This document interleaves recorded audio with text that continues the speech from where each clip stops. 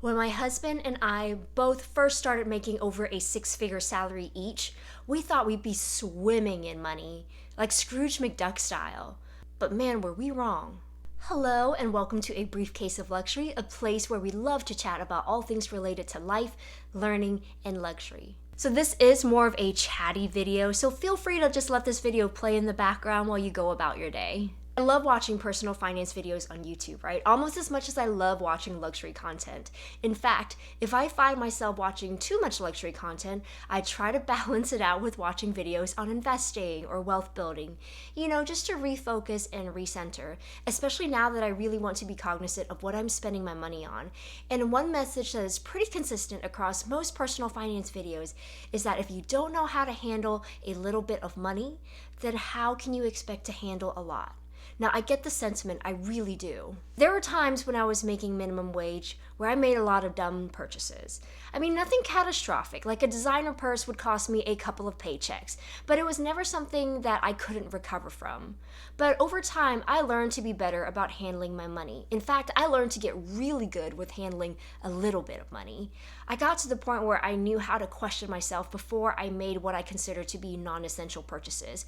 And by then, the thought of calculating the worth of a designer bag in terms of number of paychecks I'd have to give up in order to get that bag just honestly made me kind of sick. So I made it a habit to put aside half of what I earned, sometimes even more, and only lived off what was left. And because I was always hyper aware of how little money I had coming in, the challenge I gave myself was how to stretch what little I had. And I was really proud of how well I did. Now, most people have like a no buy or a low buy a week or month or even a year. Heck, I had a low buy period that lasted for years. And that's just another way to say I was broke and I knew it.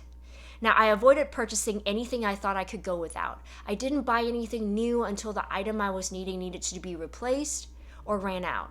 And even then, I would keep going without until I could find it on sale. If anything, I think I was a lot better at handling my money back then than I am now. I made a separate video on how I went from making minimum wage to where I am now if you are interested. But I cannot even stress how real lifestyle creep is and how much I used to tolerate that just seem out of the question now. Sometimes it feels like all common sense has gone out the window in terms of the random stuff I find myself spending my money on. All because I feel like I've paid my dues, I sacrificed so much back then, I did the hard work to get out of that broke cycle, and I was tired of making more sacrifices. And I know that's not a healthy approach, but I think a lot of us are guilty of that. We tolerated what little we had because we tell ourselves, hey, it's not going to be like this in the future, and that in the future, things are going to change. And when that future finally comes, you feel like you owe it to yourself. But that's exactly what happens when we fall into these lifestyle traps. Our expenses always seem to rise to meet our income. The more we make, the more we want, and the more we spend. So we end up no better off than we were making minimum wage. I know I'm not the only one like that. That's why there are so many people that can be making six figures and still living paycheck to paycheck. It's easy to judge. I remember back in the day looking at someone making the amount I made today and being baffled by how it's even possible to spend that much money in a month. Oh, it is possible. So I want to take a moment and reflect on the 10 areas in my life where I've let lifestyle creep get out of control.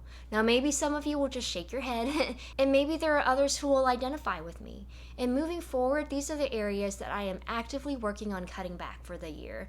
So let's go from smallest to the largest areas of lifestyle creep in my personal life. Number 10, the little things in life. Now, over the years, I've found myself wanting to buy little fancy things for myself. And in my mind, there's this weird justification that I'm not buying these items to show off to anyone because no one is really going to know about them or see them, but myself. So I'm buying them for myself, and it makes it okay for some reason. So we're talking about Hermes bath and hand towels that no one will ever see but me, fancy china and mugs when I'm not the type to host fancy dinner parties. And so again, they're not really impressing anyone. And other little things like expensive pens, designer notebooks, and agendas. These little things add up, okay? Now, these little things add up a lot. Now, here's where I struggle.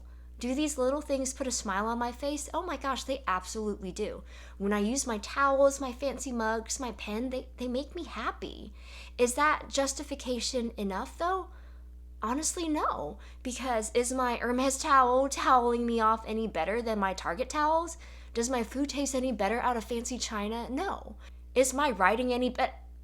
Actually, yes. Have you ever written with a really nice pen? It's like an out of body experience. But are my thoughts or to do list any better or improved? No. But do these things make me smile? Yes. So, do you see my conundrum? I'd be curious to know how other people handle this, since I know I'm not the only one. We like to buy nice things that make mundane activities a little bit more enjoyable, and we call it the little luxuries in life, right? Again, I know this is a mindset thing that I just have to get over. In other words, that's completely a first world problem. Now, number 9, non generic brand groceries. Now, we don't eat out often, but between two people, we now can spend over $200 a week on groceries. Now, when we were making minimum wage, we could easily get by with just $100 or less. No, we can't blame inflation on this one. No, we're not eating more than we did before. But instead of buying generic ice cream, we're buying Halo Top at almost $5 a quart. We're buying the fancy Milano cookies. We're buying fresh instead of frozen vegetables. Yes, I used to buy generic canned soup. I sure as heck fire don't anymore. Again, I don't know if it's psychological, but I feel like I can taste the difference between Campbell's soup and generic off-brand soup. And just like that, just by no longer buying off-brands, we almost doubled our weekly grocery bill. And that's insane to me. So this year, we're really going to try to see what we can do to swap out some of our groceries, not just for off-brands, but alternative foods altogether. Now, we stopped buying Halo Top, for instance, and we didn't replace it with another less expensive ice cream, but just figured, hey, if we're trying to eat healthier ice cream, why don't we just cut out ice cream completely and replace it with something else instead? So we swapped that out for Greek yogurt. Number 8 is specialty supplements and vitamins. Now, I don't know if this is necessarily lifestyle creep or just age creep. I can't tell you for sure whether supplements are necessary. I'm not a nutritionist or dietitian, but I feel like it's a message we all seem to accept, especially the older we get, that we need to do more to take care of our health.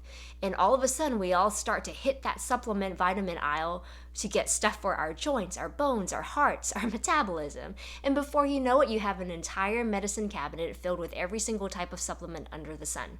Now, for me personally, I hate taking vitamins.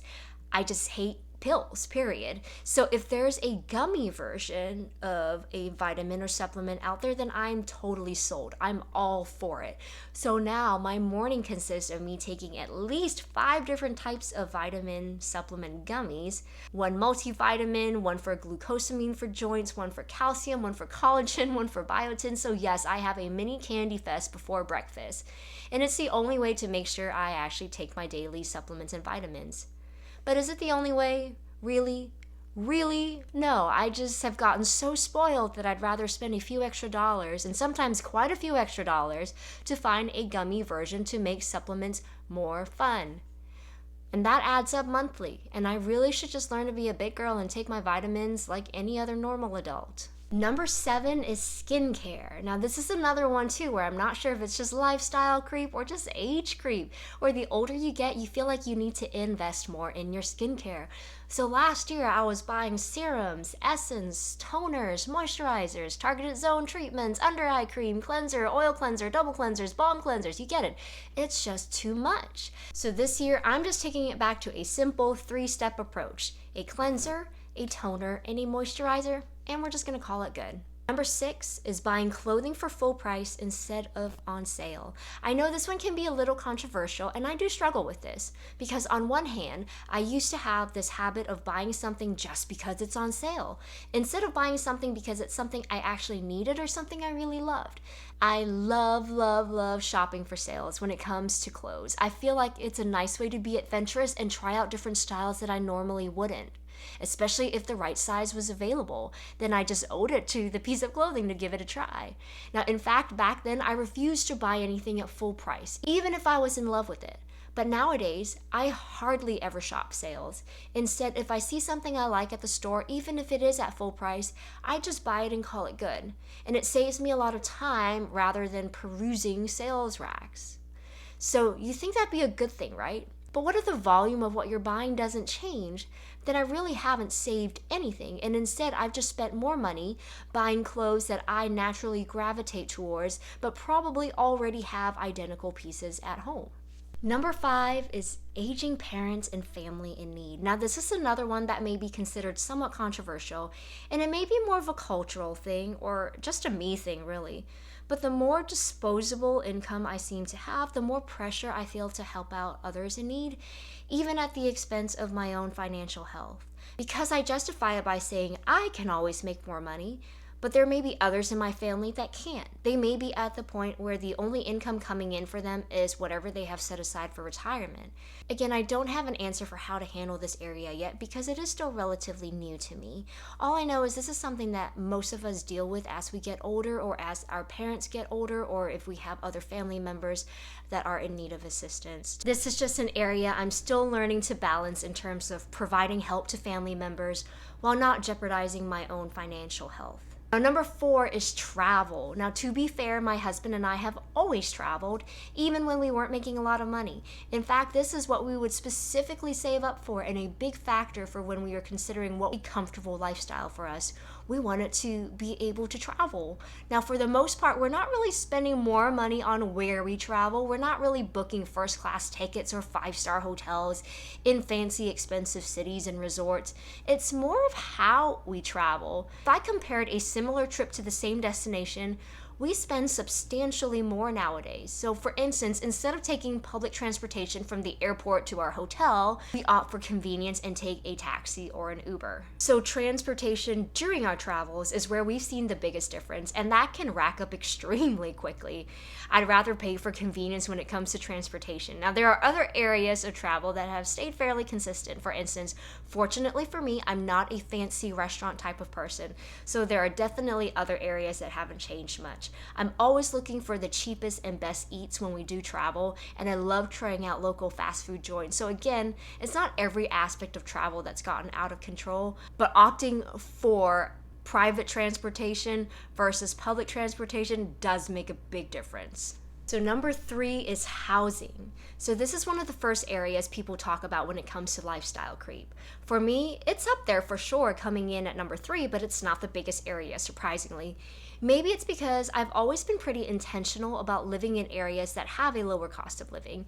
In fact, that's a huge consideration for us when we were comparing various job offers and making the trade-off to live in a more exciting city or in a place with a lower cost of living to make our dollars stretch even further. And so cost-wise, our living expenses have stayed relatively low, even though our housing space and needs have gotten more demanding. So for instance, now we each have a private home office. We each have our own garage space. We've always wanted a full guest bathroom for like the 2 times a year we actually have guests over. So like most Americans, you can argue we have a lot more house than we technically need. But in terms of monthly living expenses, we are right at the median mark in the country. So yay for being average. But still, could we do without each having a private home office? I mean, we did before, so we could do it again, right? That's a tough one. Number 2 is cars. This one is a little embarrassing to talk about because I know cars are liabilities, not assets. And one of the first things you hear on personal finance videos is to skip the fancy car and the dreadful car payments. But have these people ever driven a beautifully engineered car? Yes, a car's purpose is to get you from point A to point B, and you could argue the same for a purse, right? Its purpose is to help you carry your stuff from point A to point B. For those of us who enjoy purses, we want to buy purses that we consider to be pretty and nice to look at when we are carrying said stuff from point A to point B. So you can imagine how much more satisfying it is when the journey from point A to point B is an entirely different experience depending on what you're driving and how well engineered it is. So I put this at number 2 because it really is a toss-up with number 1. My husband and I have multiple vehicles for multiple purposes. So yes, we have more cars than we have people in our household. We've got gas guzzlers, we've got gas sippers. We wanted cars for fun, we wanted cars for driving to work. And I 100% agree it's excessive. And this is where lifestyle creep is so real. And this category would be very difficult to give up. But having additional cars mean having additional car payments, needing additional garage space, hence we needed the bigger house. So you can see how debilitating this all can be. So in the number 1 spot, we have luxury designer purchases. This should be of absolutely no surprise since this category is what I talk about 90% of the time on this channel. And this is where I absolutely need to cut back on because to me, this area has gotten wildly out of control and is still the number one area in my life where I notice the effects of lifestyle creep at its fullest, where because I can afford to, I'm buying more purses than I realistically need. No one needs to be buying multiple purses a year, and this unfortunately is also a very insatiable category for me. Yes, I'm not constantly going out upgrading cars or upgrading my house, but designer purses, this is such an easy category to get carried away. Almost every single one of my videos this year touches on cutting back specifically in this area because the temptation is so strong, especially when you're someone who works on a computer all day long. It's so easy to take breaks and browse online to see if Hermes has dropped any new bags or if Fashionphile has any new listings. And when I sat back to do the math on how much we spent last year collectively on unnecessary luxury purchases alone, I cringed a little. I mean, okay, I cringed a lot. I just could not believe we spent that much on designer purchases. And what made it even worse was I still wanted more. I still wasn't done. And in the words of Little Mermaid, my collection just wasn't complete. And so I know there are those of you out there who feel the same way. I was absolutely one of those that thought, man, when I start making money, I'm going to be so sensible with it, because for the most part, I've always been sensible with money. And for the moments that I weren't, I would quickly wake up to realize how silly I was being. And yet here we are, and I'm a textbook example. And it's a lot more difficult than I imagined. And as much as I hate to admit it, I've fallen into a lot of these traps that we've all been warned about. That back then, I thought there was no way I'd be dumb enough to make these mistakes. But it's not too late for me, and it's not too late for you. So if you are going through the same thing this year, I am making some really fun improvements to how I will be handling my future finances, my investments, my debt, and I look forward to sharing some of that journey with you this year. If you found this video helpful or at least relatable, please be sure to like, subscribe, and hit the notification bell, and I'll see you in the next video.